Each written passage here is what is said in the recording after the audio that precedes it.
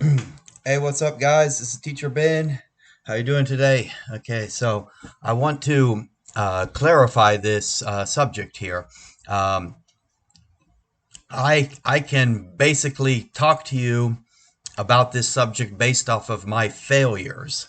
Uh, I can say that I was a professional athlete to the tune of $500 or $600. So yes, technically, I did receive money for running.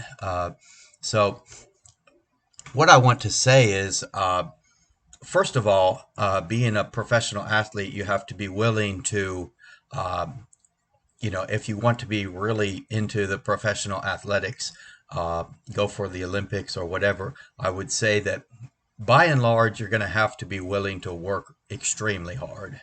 Um, that being said, here's a plan I have in place.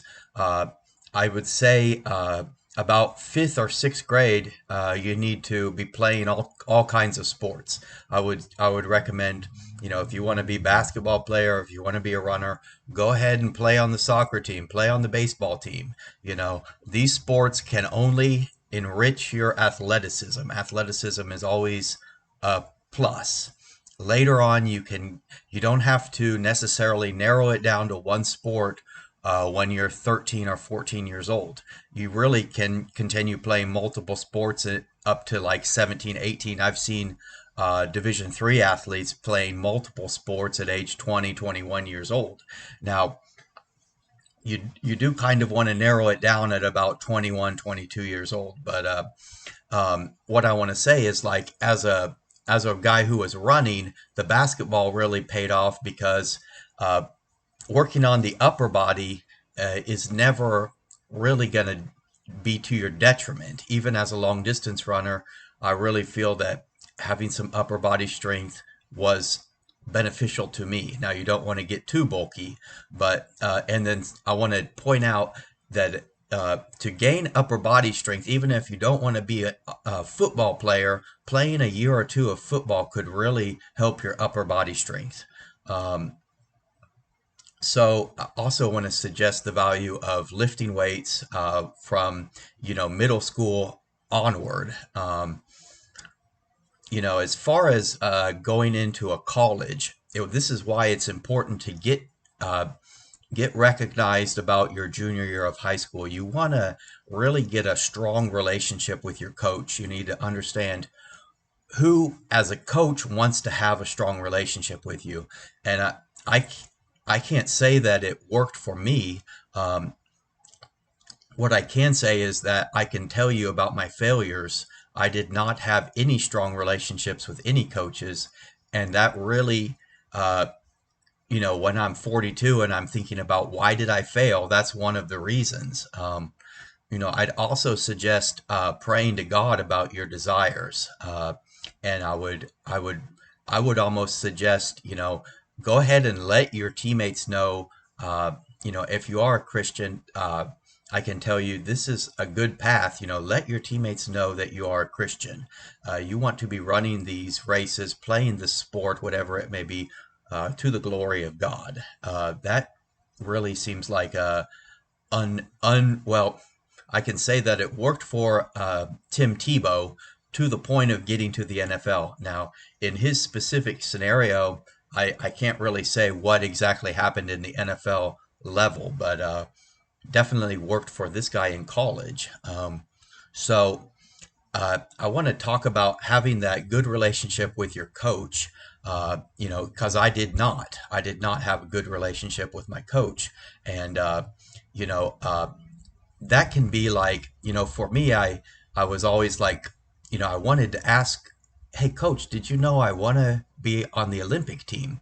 But every time I went in to see my coach, it was like, here's 2 minutes of my time. Hold on, I got a telephone call. I got another athlete coming in. So I can't say that the coach really knew my true desires. And so that's why I say, as a junior, become qualified in your sport, be recruited, and choose a coach who likes you. That's my advice from my failures. Um, Now, beyond working hard. I want to talk about like working harder than anybody else. So my big thing as an athlete, and I can tell you that I never really implemented this strategy, was I wanted to be running 90 or 100 miles a week. I don't like this goes back to not having a good relationship with my coach.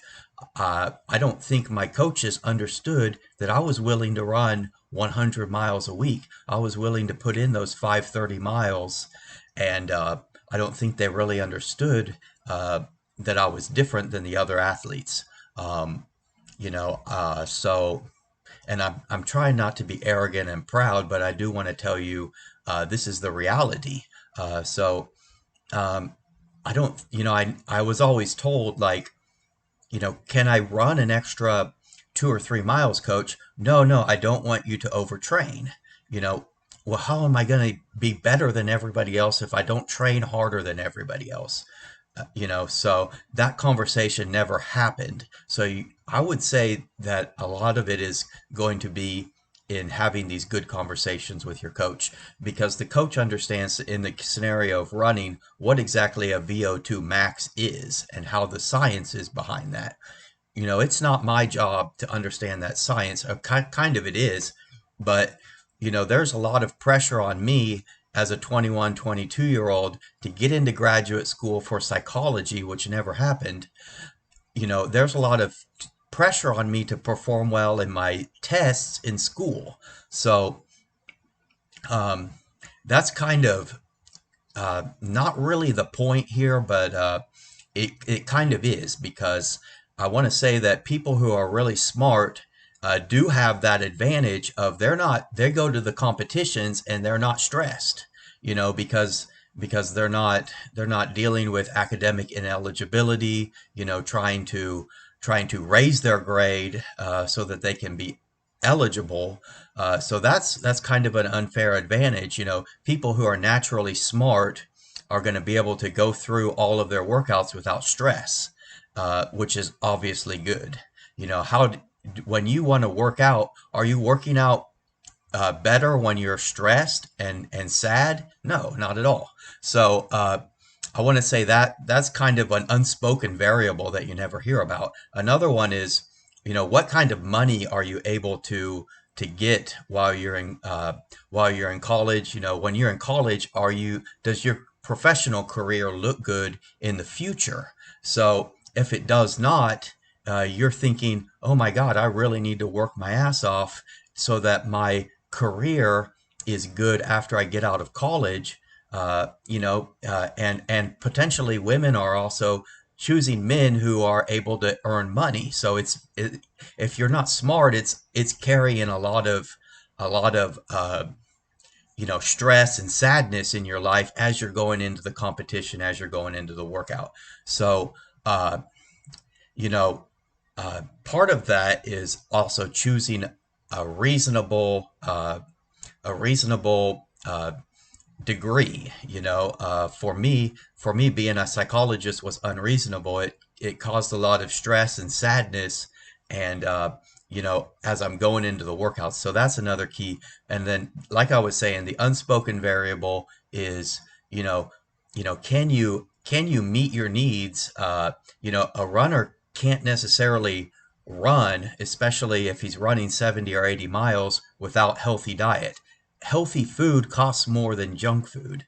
So that's also an unspoken variable. If you are smart, you're going to have easier access to money, which is going to give you easier access to nutrition. And also, do you have a decent place to sleep? And where do you get all your, do you have a comfortable living accommodations? Or do you, like me, I was living in a very small house, and it was not exactly comfortable. I didn't necessarily have room for all my clothes and my books. So those are important, but it's really out of your control. So yeah. So in that scenario, if you have scholarship money, that helps. If you have parents who are willing to help you out financially, that's in your corner. So that really covers about everything I want to say. And I do apologize for the doom and gloom nature of this message. and I really want people to realize the seriousness of these extraneous variables. So and so I do want to point out that for me, I tried to up my mileage to 80 or 90 in graduate school when I was training myself as a coach. I was coaching myself, but it was really kind of a little bit late. I was 26, 27 years old by that time. So just take all of what I have to say with a grain of salt, because I am 99% a failure in my pursuit to become a professional athlete, but I am 42 years old. I can tell you what I would do differently if I could redo it. Hope you enjoyed my speech, and have a wonderful day. God bless.